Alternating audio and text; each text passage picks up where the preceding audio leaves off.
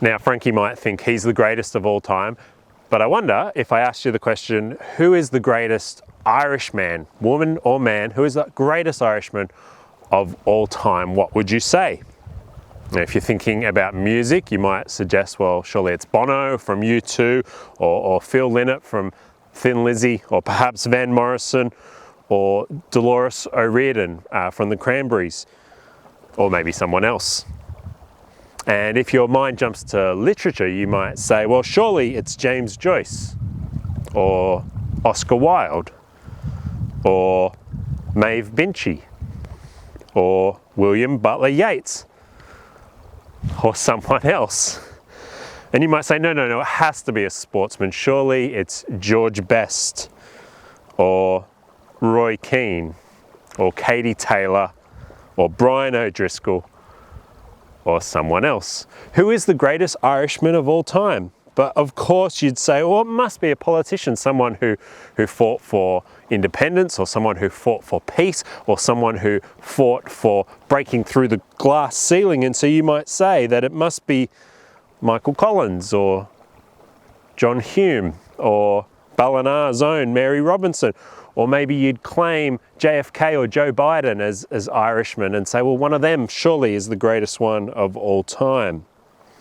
And my point is this. There's really no agreeing, is there? As soon as I suggest one name, I'm sure there's millions of people who would say, no, definitely not them. It's ... It must be ... There's no agreement. But that's not the case with the Jewish people. There was an agreement. They knew who their greatest Jewish forefather and hero was of all time, and it was Moses. When Moses died at the end of the book of Deuteronomy, we read that God buried his body in an unmarked, unknown place, and it remained unmarked and unknown, and presumably because God was afraid that people would go and turn his gravesite into some kind of shrine, or even worse, get his bones and worship his bones and idolize him. Such was the way that Moses was admired by the Jews. And so when the Jewish Christians, when they faced hardship and struggle and persecution for following Jesus, as they indeed were at the time of the writing of this book, then the temptation and the danger that they faced was, as things became hard, that they'd turn back to their hero Moses, that they'd turn away from Jesus and back to the heroic Moses. And so that is what the writer tackles head on as we open today's passage. And often, when we build up a hero, much of what we build them up into is more myth than reality. The longer it's been since that hero was around, the greater they become, and all their faults disappear, and they become something in collective memory that doesn't match up with the reality. It never actually was what they were like. But that is not so with Moses. He really was all that. He really was worthy of admiration. He really was the great hero that the Jewish people could look up to. He was a hero of God's people. And so we're going to look at our first point. Moses was great. Listen to this summary of Moses' life. And we see he really did match up. He was the real deal. This is from the very last chapter of Deuteronomy chapter 34. And it's Moses has died, and it's speaking about his life, summing it up in this way. Verse 10 of Deuteronomy 34. And there has not arisen a prophet since in Israel like Moses, whom the Lord knew face to face. None like him, for all the signs and the wonders that the Lord sent him to do in the land of Egypt, to Pharaoh and to all his servants and to all his land, and for all the mighty power and all the great deeds of terror that Moses did in the sight of all Israel. It's a great summary of his life, isn't it? And you could describe Moses with two words. He was Israel's apostle, and he was Israel's high priest. Now, apostle simply means sent one, apostolos. It just means sent by God, like a messenger or one who has a specific purpose that's been determined by God. And that's certainly true of Moses. We see it from the moment of Moses' birth. If you cast your mind back to his infancy, and we remember that he was specially chosen and sent by God. that story of Moses being saved in the Moses basket, and not just being saved from the infant killing that was going on, but being taken and put in the palace of the Egyptian king himself, the Pharaoh, and being raised by his own mother as the helper for Pharaoh's daughter. And we see that God had put his hand on Moses in a really special way, protecting him, raising him up. And as he grew to be a man, he had that encounter with God himself at the burning bush. Moses didn't take this role upon himself. He had this amazing encounter with the glory of God, God himself speaking to Moses and sending him, commissioning him to save his people, Israel. When I was a kid, we used to sing this song, Pharaoh, Pharaoh, ooh, baby, let my people go. And famously, Moses went to Pharaoh and demanded that the Jews be set free from their slavery. And as the story goes on, we see that Moses didn't just make a demand and wasn't just set aside, that God did amazing signs and wonders through him. The 10 plagues, the river Nile turning to blood before the people. Moses certainly was God's chosen sent one.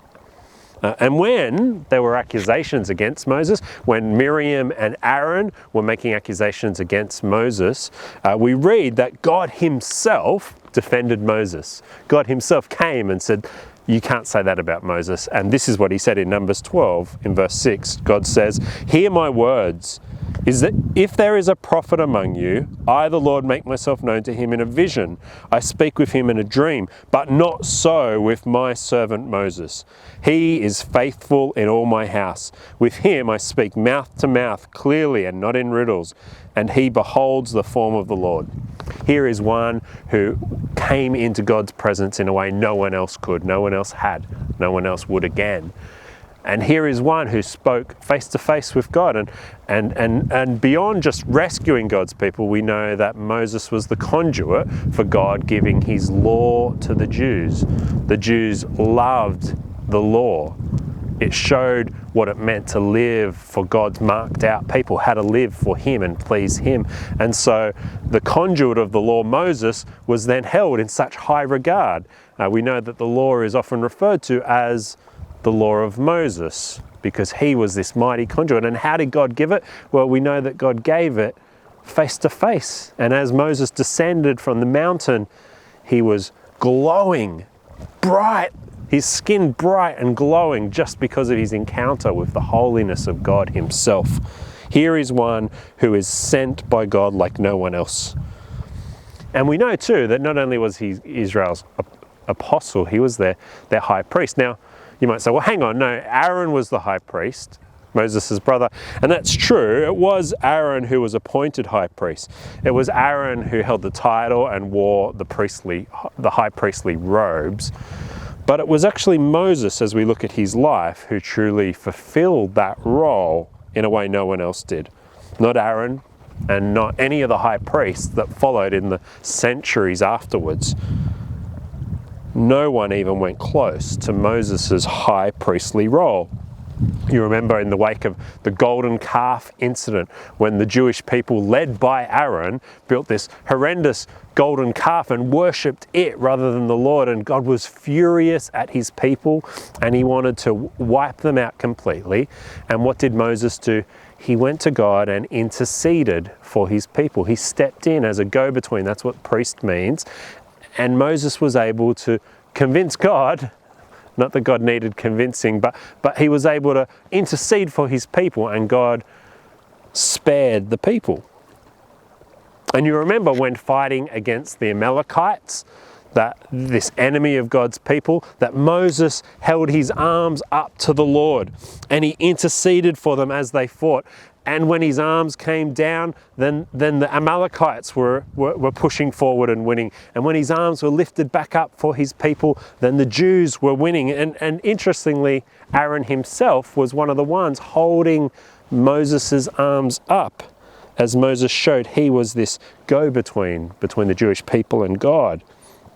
Listen to the way Exodus chapter 33 describes Moses' priestly role as he entered the tent of meeting, this amazing place where he would meet with God himself. Exodus 33 describes it.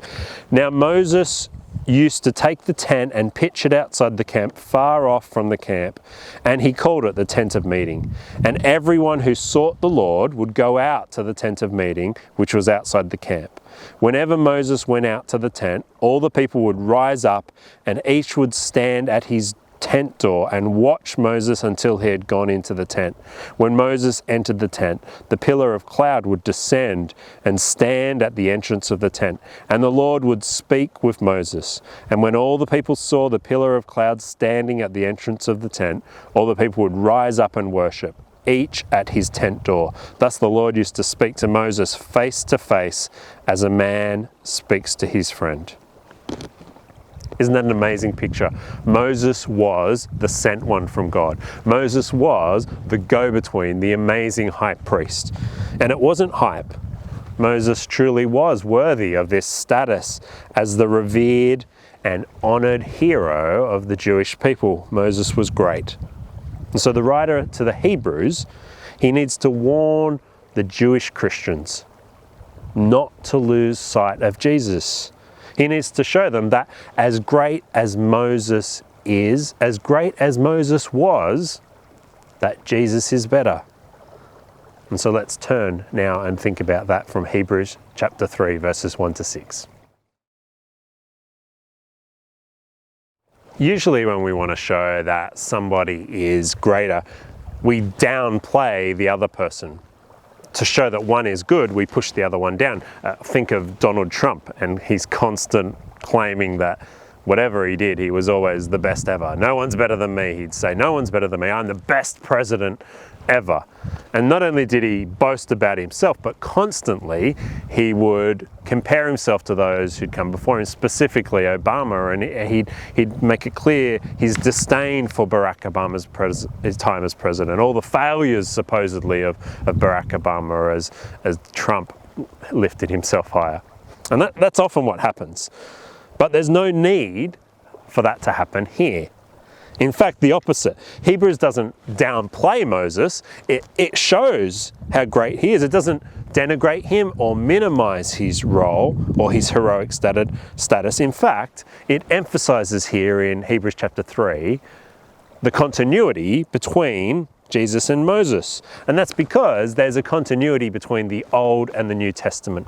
We can't say, oh look, this is what God was like in the past. Often we're tempted to do that. The Old Testament is an angry God, and I don't really want much to do with that version of Christianity or that version of God. I like the new one. And so we compare the two, and we miss the fact that it's one flowing story. It's not an old God and a new God. There's one story, one salvation history throughout all of time of God working to bring about his plan. And so as the writer starts this chapter 3, he shows that continuity between Moses and Jesus.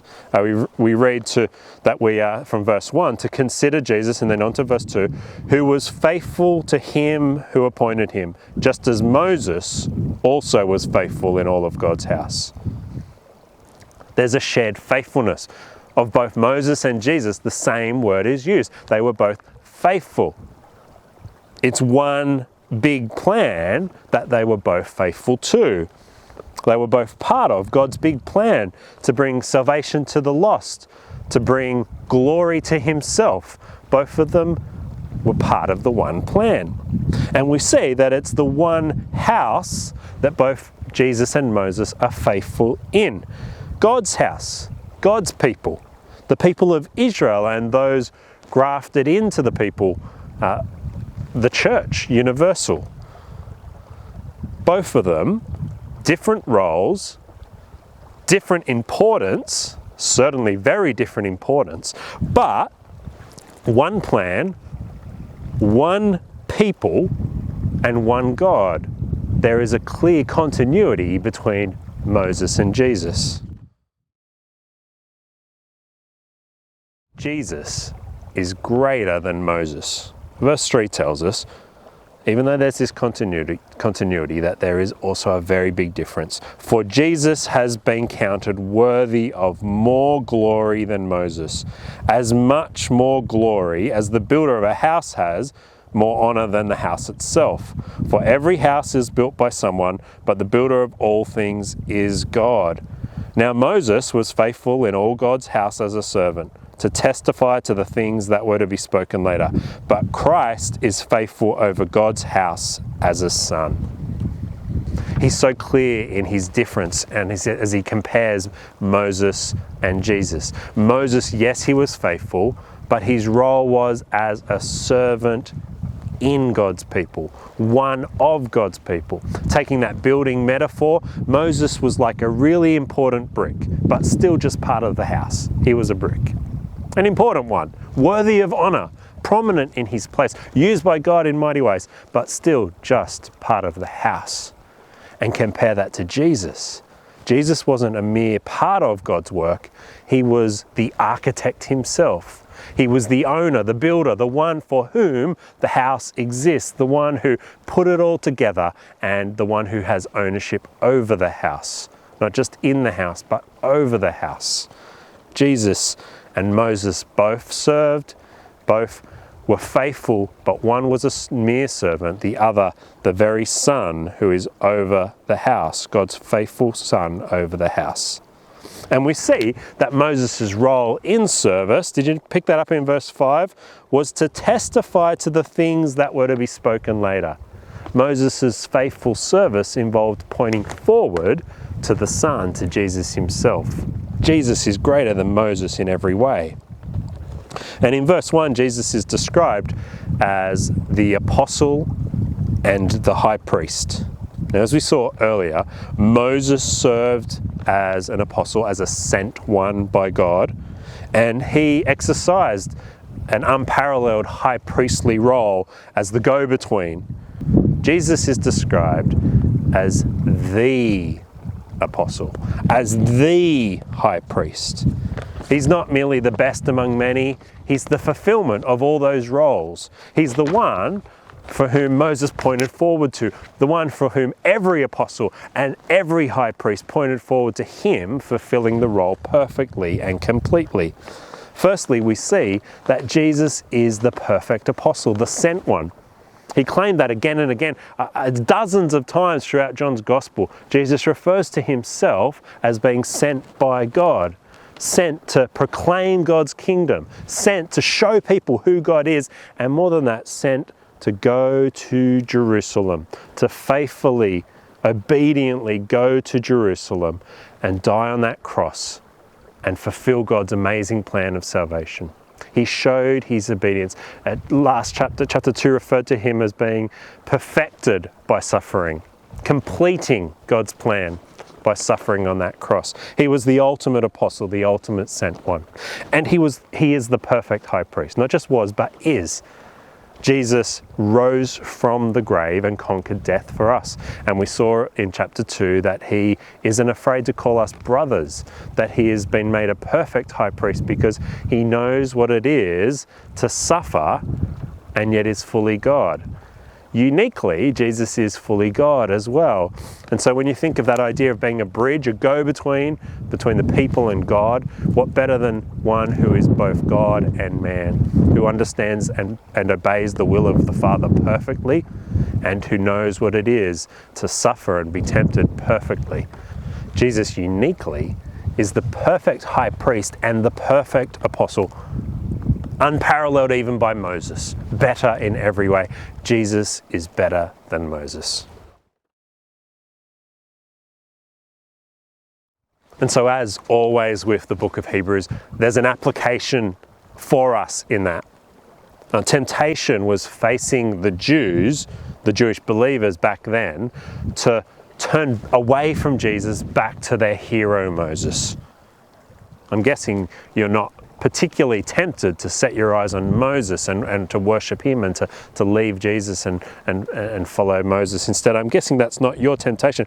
But we in this age have I think, a unique temptation that perhaps hasn't been the same for ages before. And it's the constant flashing of new things that would cause us to follow and fix our eyes on them. There's a constant competing for our attentions, whether it be that device we're carrying around in our pocket, or the big screen in our home, or all the things flashing up in the world around us that say, look here, look here, look here. I give the example of TV shows. Now, at the moment, Brooke and I have been working our way through a very old TV show called Northern Exposure. We've got all the series, I think there's 7 series of it, and we've been slowly making our way through it.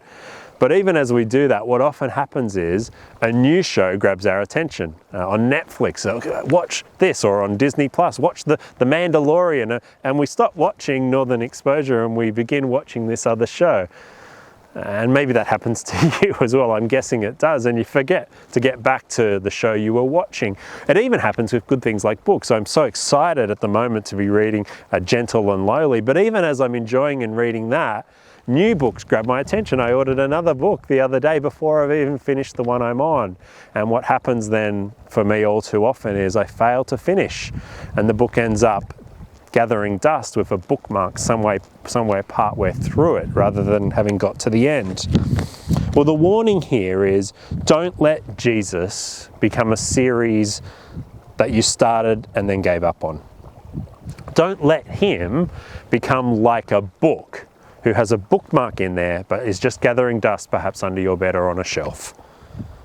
No, we're told here to consider Jesus in verse 1 of chapter 3. Consider Jesus. Now that word consider isn't just just have a bit of a think about and then move on. It's not that kind of light consideration. It's the same word that Jesus uses in Luke chapter 12 when he points to the ravens and says, consider the ravens, how God provides for them. And the idea is, fix your eyes on the ravens and then work out what this means for my life. Look at the ravens and how God provides for them. Stare at that. Fix your eyes and your mind on what's going on here in God's care for the ravens, and then respond by trusting in God. That's what it means in Luke 12, and that's what's going on here. Consider who Jesus really is. Fix your minds on who he really is. Concentrate on who he really is. This picture we have in Hebrews, in all of God's word, of who Jesus really is. And respond accordingly. Stir up your affections for him. Choose to grow in your love for Jesus. Keep staring at him. Keep falling more and more in love with this Jesus. He's amazing. He's life-changing. He's not a mere side interest. He's not a mere part of a religious big picture of all the things that could just distract me from my troubles. He's amazing. He's better in every way. So consider Christ. Think on him and respond accordingly by pursuing him. And we're told in the last bit in verse 6 to not just fix our thoughts on him, but to hold fast our confidence and boasting in him as well. Our hope in him. Hold fast. Fix your gaze. When everything around competes, when everything around says he's not worth it, there's other things to turn your attention to. Hold fast to Christ. Your hope and your confidence is in him and him alone. He is better. He is better than Moses. He's better than anything that competes for your attention. And so let's encourage one another to keep looking to Jesus. Now we're going to finish with some time of prayer on Zoom. So if you'd like to be part of that and you haven't already got the link, please send me a message if you haven't already. But now, as this part of the service, we're going to close with the song, Turn Your Eyes Upon Jesus. So as we sing that song, perhaps it's a new one for you and you want to listen to it first and go back and play it again. But let it be something that encourages you. Hold fast to him. Consider him and respond in faith and obedience to the one who is worthy.